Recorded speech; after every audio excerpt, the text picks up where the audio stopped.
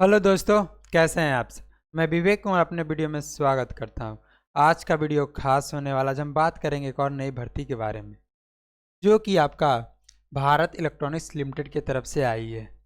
ये जो आपकी भर्ती है मतलब गवर्नमेंट ऑफ इंडिया के अंदर केंद्र सरकार की भर्ती है और इसको मिनिस्ट्री ऑफ डिफेंस यानी रक्षा मंत्रालय के अंडर ये आपका चलता है। इसमें जो आपका नोटिफिकेशन 10/1 यानी 10/1/2025 को ही रिलीज कर दिया गया था। इसका नोटिफिकेशन ये जो आपका है भारत इलेक्ट्रॉनिक्स लिमिटेड, इसका जो है आपका एक government of India enterprises under the ministry of defence. फिर हम लोग बात कर लेते हैं इसमें अप्लाई डेट क्या रहने वाला है, एज क्या रहेगा आपका, एलिजिबिलिटी क्या रहने वाला है, सिलेबस क्या रहने वाला है, एग्ज़ाम पैटर्न क्या रहने वाला है, सिलेक्शन प्रोसेस क्या रहने वाला है और टोटल पोस्ट। और इस भर्ती में जो खास बात है आपका जो सैलरी अच्छा खासा रहने वाला है, तो वीडियो को अंत तक जरूर देखें। इसमें जो हम लोग बात करते हैं इंपॉर्टेंट डेट्स के बारे में, जो कि आपका 10 जनवरी से ही आपका ऑनलाइन स्टार्ट है। 10 जनवरी और इसका जो लास्ट डेट ऑफ रहने वाला है सबमिशन का 31 जनवरी।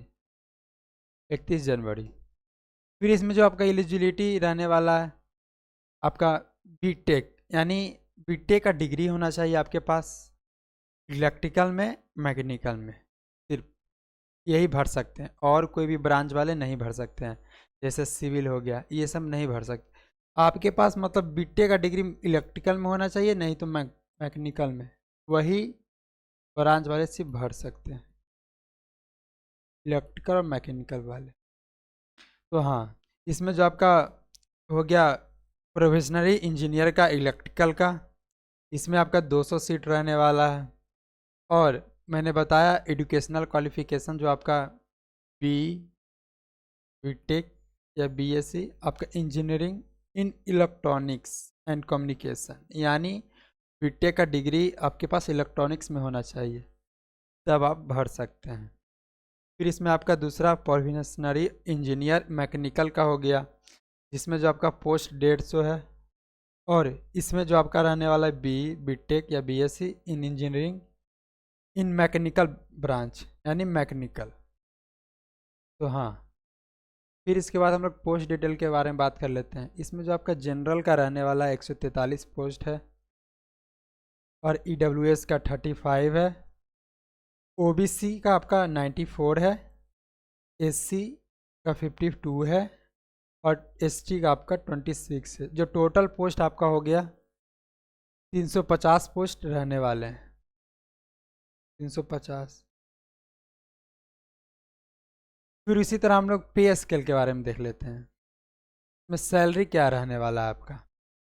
इसमें जो आपका बेसिक पे 40 जारी रहने वाला है, बेसिक जो पे होता है 40 जारी रहने वाला है।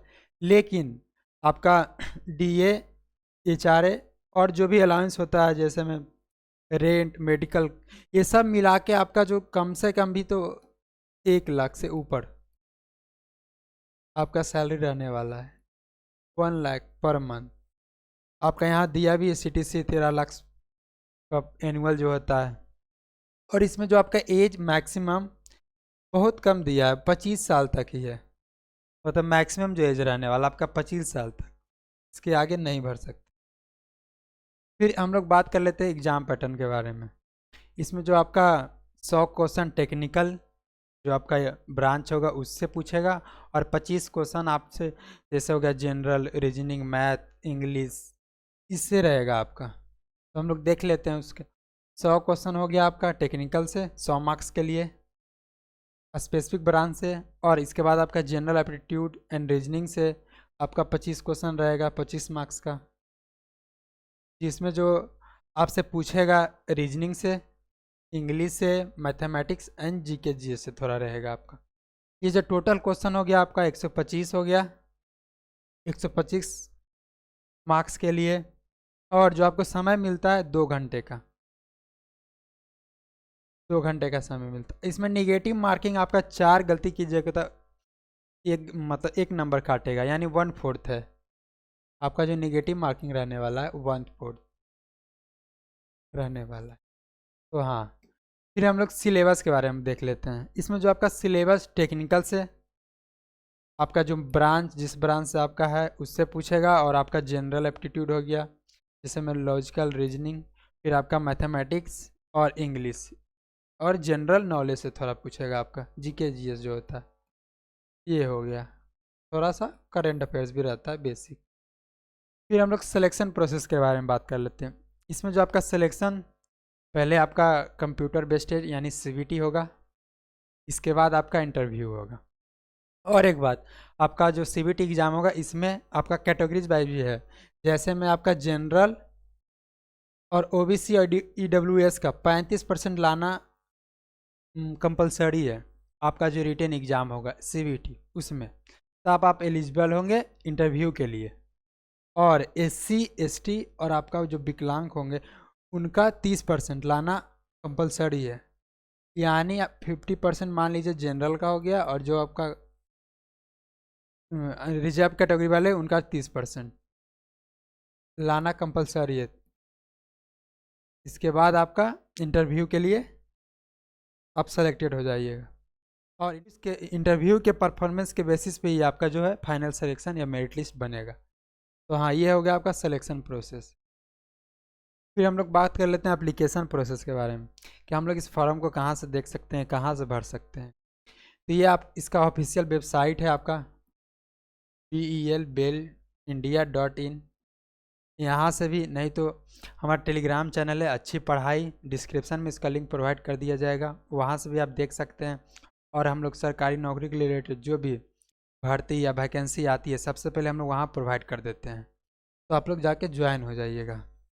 और इसमें जो आपका एप्लीकेशन फ़ी है वो आपका 1000 आने वाला, और 1080 आपका जीएसटी, यानी जो टोटल आपका पेमेंट लगेगा एप्लीकेशन फ़ी में 1180 रुपया रहने वाला है।